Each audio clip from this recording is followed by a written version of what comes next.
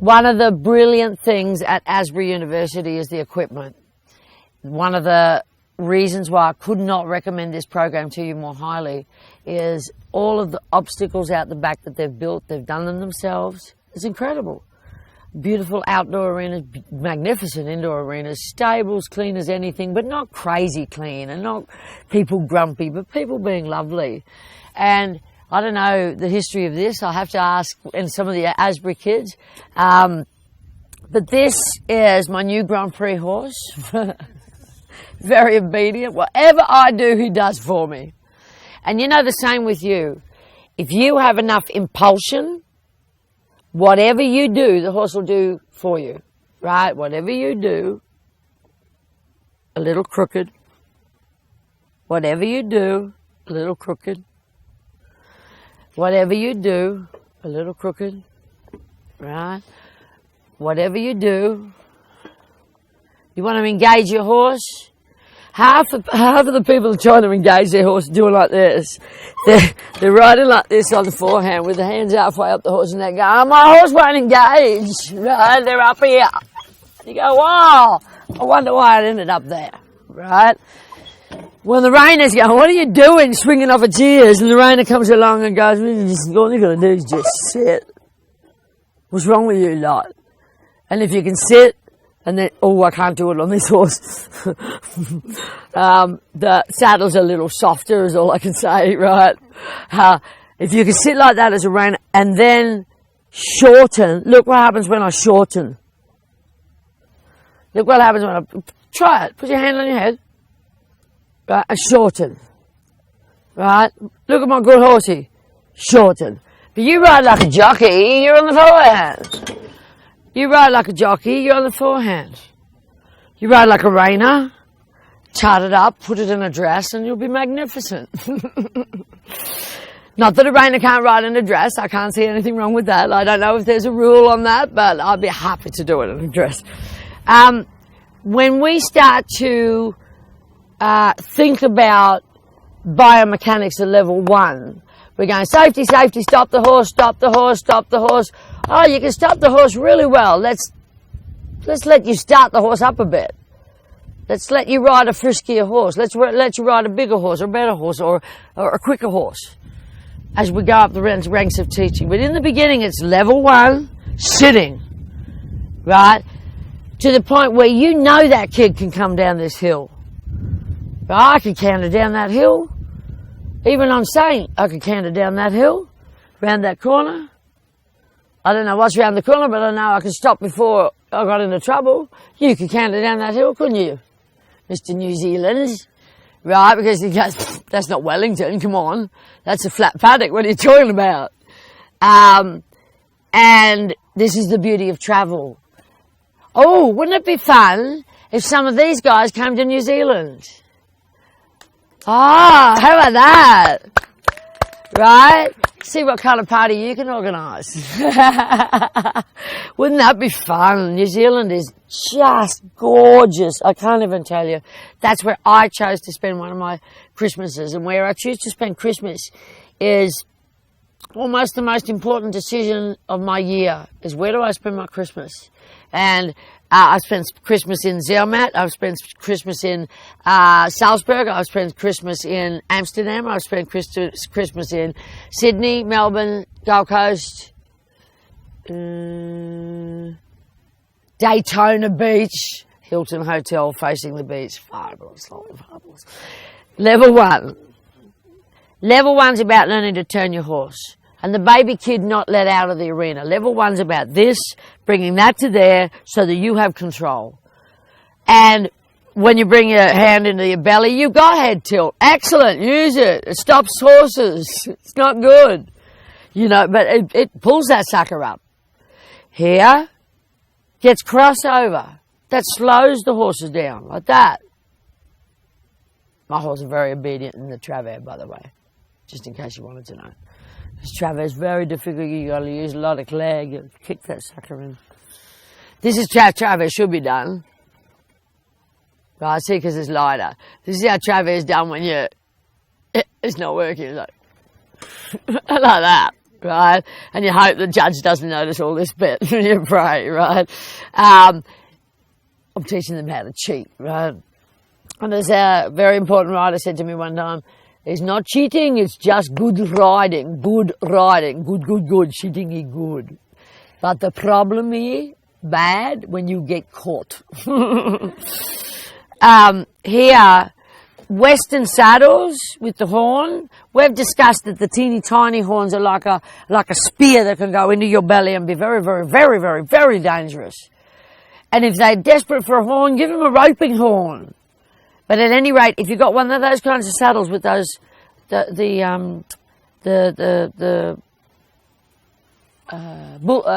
they called? Back rolls. With the back rolls here, or the pads on a straight and stock saddle, if you've got them, use them in the trot. Use them to teach your hands how to be still, right? Now, don't look at my heels right now because this is all I can do on a slope on a funny looking horse, right? Sorry.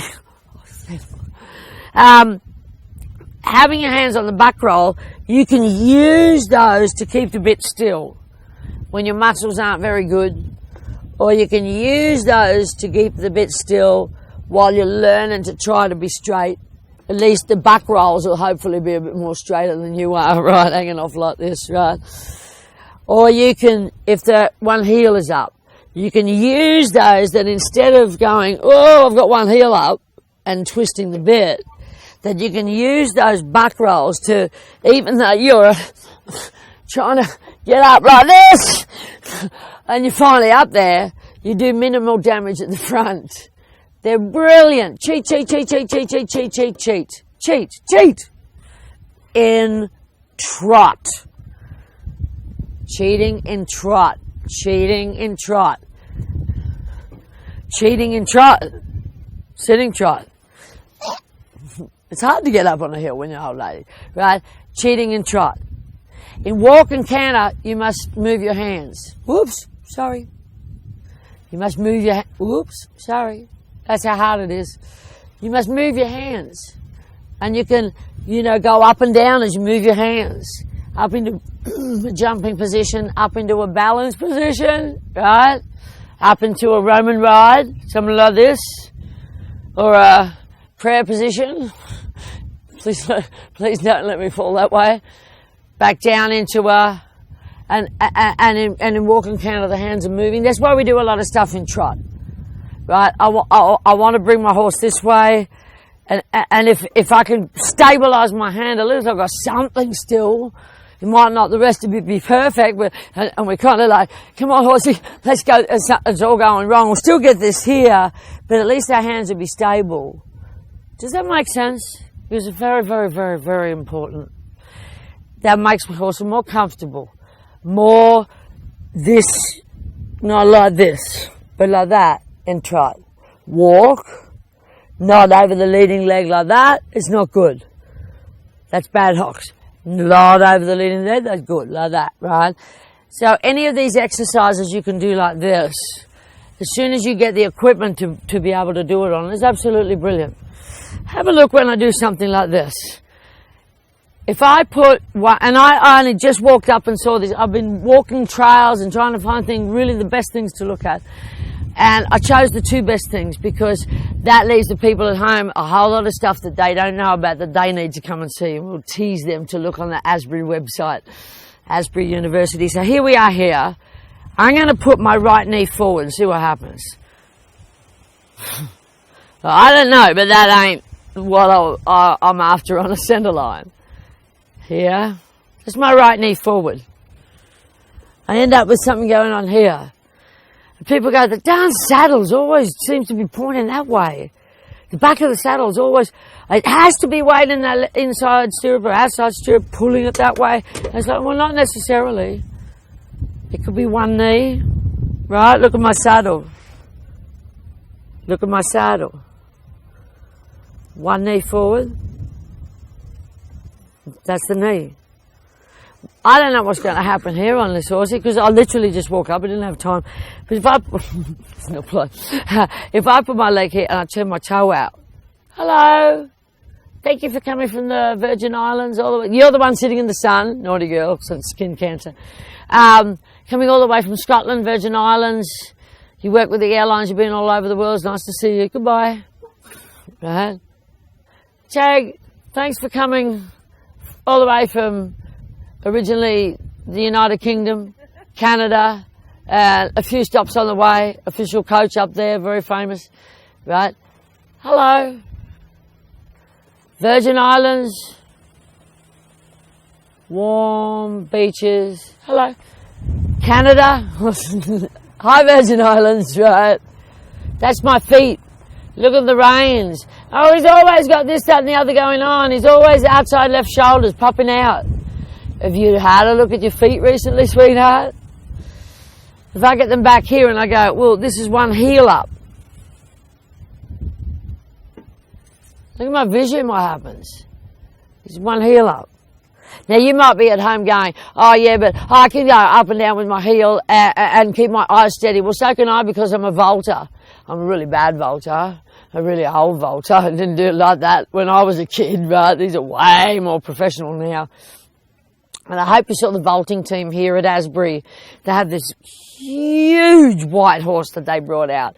And it was so interesting seeing all in a huddle before they started. Very good teamwork on theirs.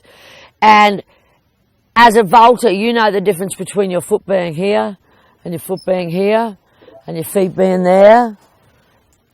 Experiment with these things. And when you drive past a park, go and play on the swings. Play on the swings. Go and put your feet here and go, okay, what happens next? Right? How do I get this horse to sit like that? What do I have to do to make that sucker sit? What do I have to do to make that horse sit? What do I have to do? Right?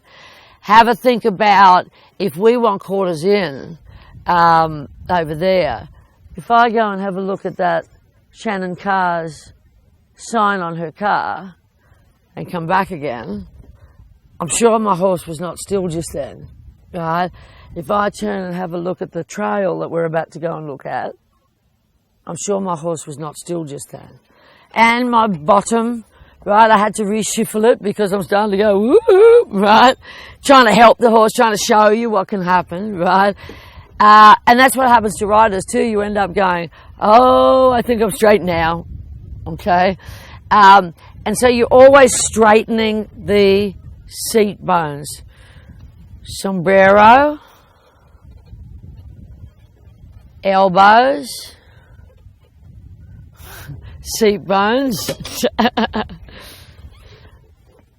Okay, I get still and I'll say the feet. And then the feet. The feet. Right, here's an interesting one. I don't know whether it'll work on this, but let's have a look. I'm going to raise the inside of my shoe. Look what it does to my seat bones. Look what it does to the stability of the horse.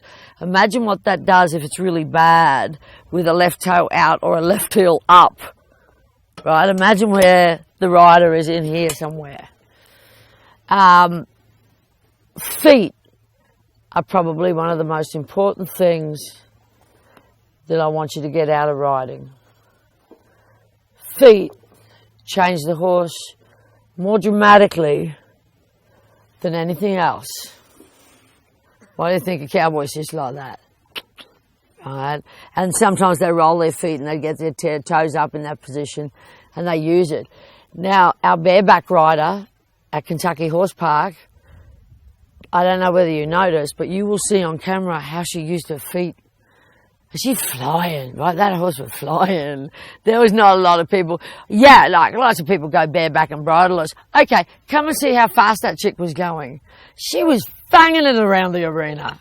I wouldn't want to do it. You didn't say, oh, let me do it, let me on, please let me do that.